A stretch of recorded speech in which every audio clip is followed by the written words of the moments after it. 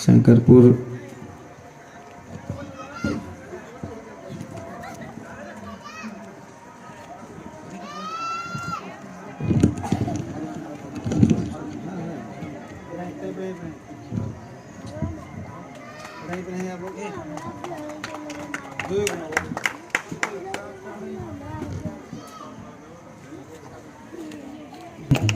बहुत बहुत शुक्रिया। श्री श्री लक्ष्मी पूजा समिति शंकरपुर वार्ड नंबर 3 में जो ये आयोजन किया गया है, और खास करके वार्ड सदस्य हमारे मंटू सिंह जी बड़े भैया, वार्ड सचिव महादेव चौधरी जी, सहदेव चौधरी जी और पंच राम प्रसाद चौधरी जी, एवं लक्ष्मी पूजा समिति के अध्यक्ष हमारे युवा साथी मनोज कुमार जी, सनोज कुमार जी, सचिव शिव कुमार जी, उप सचिव राहुल कुमार जी एवं भगना कोषाध्यक्ष प्रवीण कुमार जी एवं अन्य सदस्यगण जितने हमारे इस कमेटी में आपने अपना योगदान दिया है, उन सभी साथियों को मैं अपने तहे दिल से शुक्रिया अदा करता हूं। लक्ष्मी पूजा की ढेर सारी शुभकामना देता हूं। और गोपाष्टमी पूजा फिर तुरंत है, और साथ में आस्था का महापर्व जिसे छठ पूजा के रूप में आप मनाते हैं, उसकी मैं भी हार्दिक शुभकामना देता हूं, बधाई देता हूं, स्वीकार कर लीजिए। साथियों, बहुत हर्ष और उल्लास के साथ आपने मुझे बुलाया, और ऐसी भाग्य हमारी, हम भी आपके बीच में आए, और लगातार करीब 5-6 वर्षों से हम लगातार इस क्षेत्र में रह करके भी हम अनगिनत सामाजिक काम करने का काम किया और कर भी रहे हैं। रेगुलर हम आपके हंसपुरा के ही रहने वाले हैं। बहुत लोग तो सोचते हैं कि हम सलेमपुर के रहने वाले हैं, अधिकांश लोग जानते हैं कि हम सलेमपुरे के हैं, लेकिन रियल में सलेमपुर में मेरा ननिहाल है और घर है हंसपुरा, पुराना थाना रोड में, पुराना निहाल बाबू के घर के सामने, व्हाइट हाउस के ठीक घर के सामने हमारा मकान है। असली घर हमारा ददिहाल जो है वो मखलीलपुर पखरपुर पंचायत भदासी के बगल में, अरवल थाना अरवल जिला में है, लेकिन हम लोग ननिहाले में यहीं बस गए और यहीं के वोटर हो गए। हमारा पंचायत हंसपुरा पड़ता है और हम यहीं के वोटर भी हैं। 45 नंबर भाग संख्या है, क्रमांक संख्या 913 नंबर वोटर हम हैं। साथियों, ये परिचय इसलिए बता रहा हूं कि अधिकांश लोग कंफ्यूज रहते हैं कि हम कहाँ के हैं। लोग सोचते हैं कि हम सलेमपुर के हैं, और बहुत गलती से हमसे मिलने के लिए लोग सलेमपुर भी चले जाते हैं, और मालूम होता है कि हम हंसपुरे में हैं और लोग सलेमपुर चले जाते हैं। इसलिए आपको हम सेवक बन करके संगीत की दुनिया में हमने बहुत सारे कार्यक्रम किए, और आपके बीच में रह करके हमने संगीत के माध्यम से सेवा करने का काम किया। लेकिन 2015 से इस गो की धरती पर विधानसभा लड़ा, विधायक का चुनाव, उस वक्त भी मैं असफल रहा। उसके बाद फिर लगातार 5 साल आपके बीच में सेवा करता रहा, और फिर 2020 में भी इस बार भी लड़ा, लेकिन फिर भी असफल रहा। लेकिन खैर, उससे कोई दिक्कत नहीं है, सफलता और विफलता होती रहती है। जहां हार होती है वहीं पर जीत होती है, और जहां जीत होती है वहीं पे हार भी होती है। इसलिए ये समस्या हो सकता है आज मेरे साथ है तो कल आपके साथ भी हो सकती है। किसी भी चीज में, किसी भी खेल कूद में भी हार जीत होती है, पढ़ाई लिखाई में भी सफलता असफलता होती है, तो लोग उसे हार और जीत के, कहीं दौड़ प्रतियोगिता होती है, कहीं क्रिकेट टूर्नामेंट होता है, उसमें भी लोग कहते हैं जीत और हार। जीत और हार जीवन का अंतिम जीत वही है जो दुनिया में मनुष्य की जाति में लोग जन्म लेते हैं और मनुष्य बन करके माँ बाप के गोद में खेलते, वो सबसे बड़ी जीत इंसान की होती है। और असली हार वही होता है जो आप जाएंगे शमशान और हम जाएंगे कब्रिस्तान। अंतिम जीवन की अंतिम हार, जब सांस बंद हो जाती है, वो सबको जीवन का अंतिम लड़ाई हारना है, वही असली लड़ाई हार वही होती है। लेकिन हम और आप बीच में आर्टिफिशियल जीत और आर्टिफिशियल हार को स्वीकार कर चुके हैं।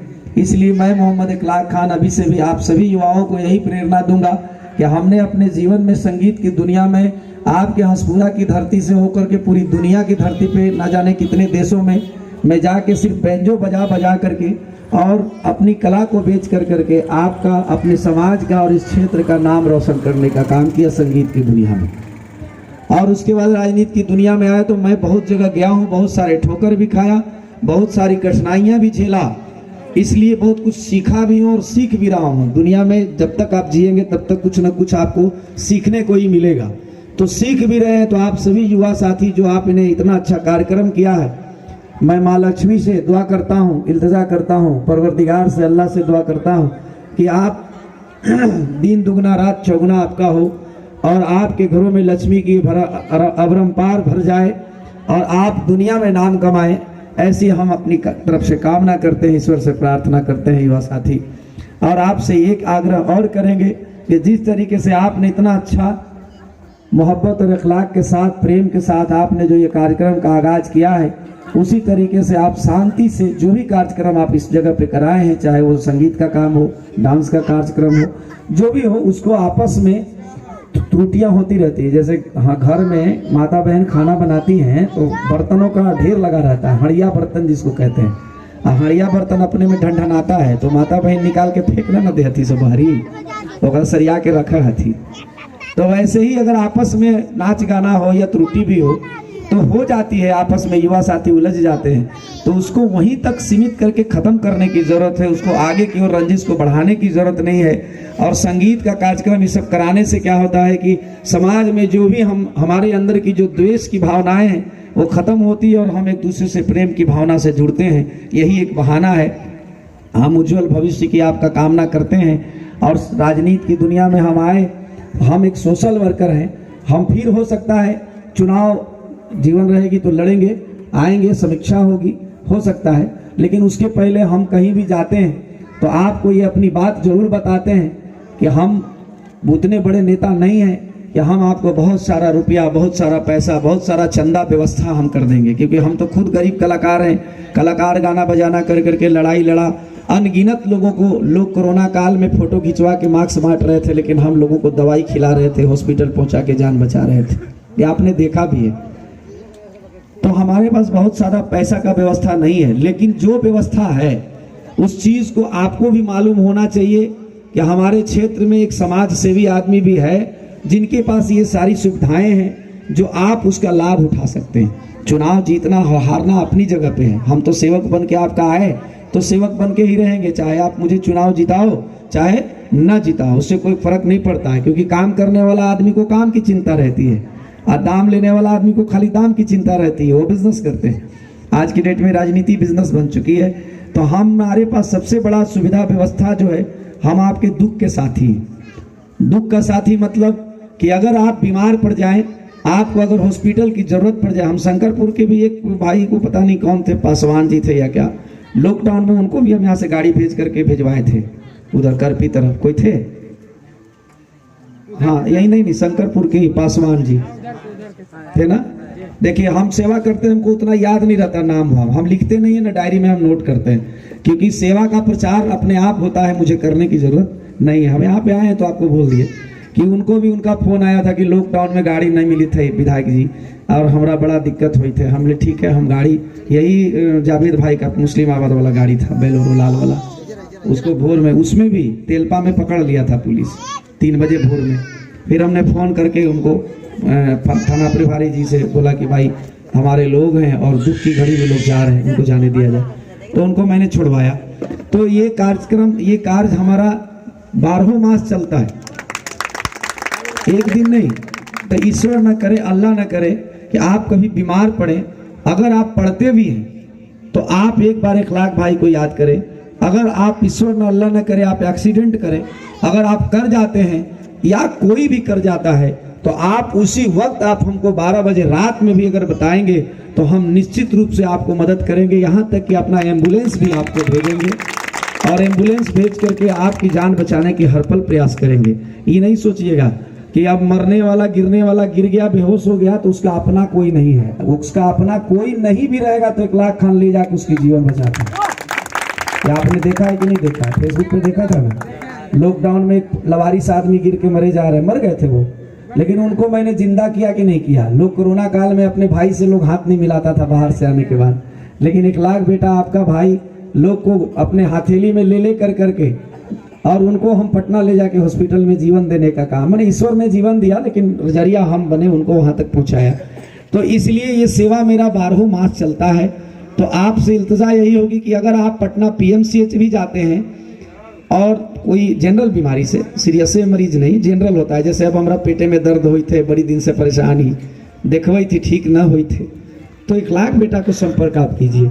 हम आपको पटना पीएमसीएच भेजेंगे। मैं दावे के साथ कहता हूं 500 का भी लाइन लगा रहेगा तो आपको लाइन नहीं लगने देंगे, दवाई भी 50% प्राप्त करेंगे। और आपको वहां हम दुख की घड़ी में आपके काम आते हैं। हो सकता है शादी में आप न्योता दीजिएगा, हम नहीं पहुंच पाए, क्योंकि हो सकता है हम आपके यहाँ आएंगे, आप बीचे रास्ता में कोई गरीब मरीज हमको मिल जाएगा तो हम उसको पहले हॉस्पिटल पहुंचाएंगे, हम शादी में कैसे आएंगे।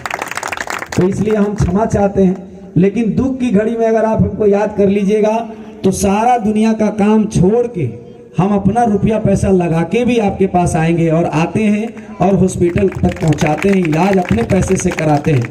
भले बाद में आप मुझे वापस कर दो, दे दो, क्योंकि उपेंद्र सिंह के साथ भी वही हुआ था। उनका लड़का 12 बजे दिन में दूसरे दिन आए थे, तब तक में मैंने अपने पैसे से सब उनका इलाज कराया, प्राइवेट हॉस्पिटल में भर्ती कराया।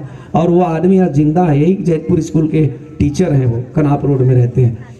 तो ऐसा कार्य हमारा है। दूसरा ये है कि संगीत के क्षेत्र में जो भी भाई हैं, अगर आप कुछ करना चाहते हैं, कैसेट बनाना चाहते हैं, फिल्म में काम करना चाहते हैं, सीरियल में जाना चाहते हैं, शौक है, तो आप उसमें भी हमसे संपर्क में रहिए। हम उम्मीद करते हैं कि आपको उसमें भी हम बहुत सारा मदद करेंगे। अगर पढ़ाई लिखाई में आपको एडमिशन में प्रॉब्लम हो रही है, पुणे में एडमिशन कराना है, बेंगलोर में एडमिशन कराना है, या पटना में एडमिशन कराना है, या कोई दिव्यांग है उनको पढ़ने की जरूरत है, पैसा नहीं है, तो आज भी 1 लाख खान को याद कीजिए, मैं फ्री में पढ़ाने का काम करता हूँ। मैं बहुत बड़ा राजा आदमी नहीं हूँ बंधु, लेकिन हमारे अप्रोच ऐसे हैं, हमारे पास सर्कल ऐसा है कि हम जहाँ भी फोन कर देते हैं तो अपना काम हो जाता है। तो इसलिए आप शिक्षा में भी अगर किसी भाई को बहाली की तैयारी करनी है, गरीब हैं, आपको नई किताबें मिल रही है, पटना से किताब लाने में आप तैयारी करने में सक्षम नहीं है, ग्रुप वाइज बनाइए और आप हमको खबर कीजिए, हम पटना से आपको किताब भेजेंगे। देखिए चुनाव आज ही नहीं, चुनाव में हार चुका हूँ, विधानसभा की चुनाव खत्म हो चुकी है, अब 5 साल बाद आएगा, जिएंगे बचेंगे, हो सकता है हम रहेंगे तो आएंगे कि नहीं आएंगे, कोई गारंटी नहीं है। लेकिन ये निश्चित है कि आप जब हमको याद करेंगे तो हम आपके सेवा के लिए जरूर आएंगे, किसी भी वक्त आ जाएंगे। अभी मेरा कार्यक्रम पुरहारा में है, लेकिन हमारे भाई ने फोन किया कि 1 लाख भैया आज शंकरपुर में ऐसा, तो हमने तो बगल में है, मैनेज हो सकता है, तो वहाँ हम पहुँचा के सारे कलाकार को, वहाँ बहुत अच्छा जागरण भी है वहीं पुरहारा में, तो हमने बोला कि एकदम जरूर आएंगे, शंकरपुर में तो दूरी नहीं है, मैनेज हो जाएगा, दूर रहता तो बड़ा मुश्किल हो जाता, क्योंकि आप सेम टाइम में बता रहे हैं। दूसरी बात कि अगर आप गिरते हैं, मरते हैं, एक्सीडेंट कर जाते हैं, पानी में डूब के मर जाते हैं, सांप काट लेता है, आग लग जाती है, अधिकांश ऐसा होता है, ठनका गिर जाता है, गिरा है ना, बहुत सारे लोगों पे गिरा होगा। आपको कोई नेताजी जो प्रेजेंट नेता होते हैं और सरकारी अफसरों के साठ गांठ में होते हैं, ये चीज पहले लिख लीजिए आप। अधिकांश देखोगे कि आखिर आंदोलन आप उठा के देख लेना, अभी तक का आंदोलन जितने भी है, वो सत्ता में रहे या ना रहे, आप कभी नहीं देखोगे कि प्रेजेंट विधायक, कभी नहीं देखोगे कि प्रेजेंट मुखिया, कभी नहीं देखोगे कि प्रेजेंट जिला परिषद, कभी नहीं देखोगे कि प्रेजेंट सांसद सड़क पे आकर कर करके आम पब्लिक के लिए कभी आंदोलन किया है, आपके हक और अधिकार के लिए। क्योंकि जब वो बैठ जाते हैं वहां पे तो सरकारी सिस्टम के गुलाम हो जाते हैं, उनके सिस्टम से वो चलना शुरू कर देते हैं।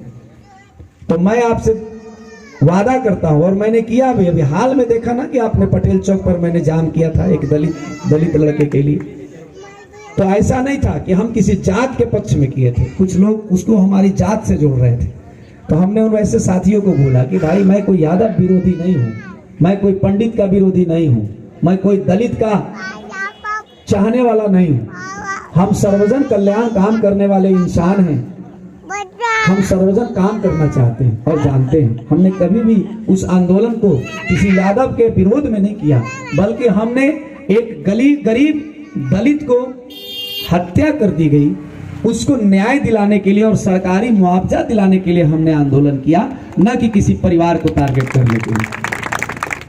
और उस दलित को आंदोलन जब किया तो बड़ी बड़ी बहुजन के जो नेताजी लोग थे वो कह रहे थे कि 1 लाख जी केस तो हो ही गया, 5 को तो अरेस्ट हो ही गया, आदमी तो जेल चला ही गया, तो अब आप आंदोलन क्यों कर रहे हैं? फायदा? हमने फायदा बताएं क्या है? फायदा ये होगा कि उसको तुरंत 8,25,000 रुपये मिलेगा। बोला ये कहां से मिलेगा? हमने बोला कि नीतीश जी का ऐलान भूल गए, कि दलित की हत्या होने पे 1 नौकरी और पैसा 8,25,000 मिलेगा। तो कब मिलेगा? जब हम मांगेंगे तब मिलेगा।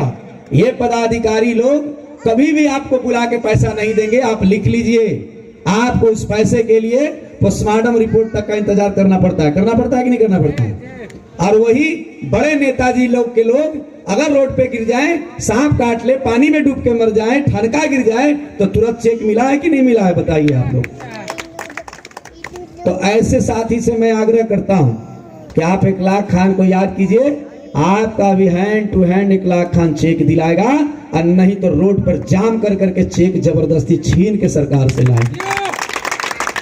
इसीलिए मैंने पटेल चौक पर उस गरीब के बच्चे को पोस्टमार्टम होने के बाद दिन में मैंने बीडीओ साहब के को फोन लगाया, नहीं उठाए। बीडीओ साहब के यहाँ गया, नहीं मिले।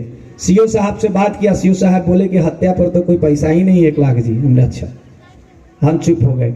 हमने परिजन को थाने से निकाला, बोला कि पोस्टमार्टम होने तो औरंगाबाद चला गया डेड बॉडी, आने दीजिए और दाह संस्कार कीजिएगा। ये पैसा पोस्टमार्टम रिपोर्ट जब आएगा तभी इनके कथनानुसार मिलेगा, लेकिन चिंता मत कीजिए, आप मेरे साथ चलिए। गांव गए, उनको समझाया। शाम में 7 बजे डेड बॉडी वहां से पोस्टमार्टम होके आया औरंगाबाद से। आने के बाद मैं गांव वालों को समझाया, उनके परिजन को समझाया कि अगर आपको नौकरी और पैसा लेना है तो ये 100 का अंतिम संस्कार रात में नहीं कीजिए, सुबह हमें रोड पे लेके आइए, हम आपके साथ हैं। जो कि हम 9 तारीख को हम अभ्यर्थी थे। अभ्यर्थी मतलब कैंडिडेट। 10 तारीख को न गिनती था, आचार संहिता लगी हुई थी। फिर भी मैंने कैंडिडेट होते हुए भी मैं अपने आप पर FIR होने की चिंता न किया, बल्कि उन परिवार के साथ मैं आया और पटेल चौक को जाम किया और सरकार से यही मांग किया कि डीएम साहब को बुलाइए, इसको 8,25,000 रुपया अभी चाहिए और 1 नौकरी का मांग करता हूं, यही सबसे बड़ी मांग है। तुरंत मिला। नियमाकुल 4,12,500 रुपया उसके अकाउंट में चला गया। 4 सीट जमा होगा 10 से 15 दिन के अंदर में, फिर 4,12,500 मिल जाएगा।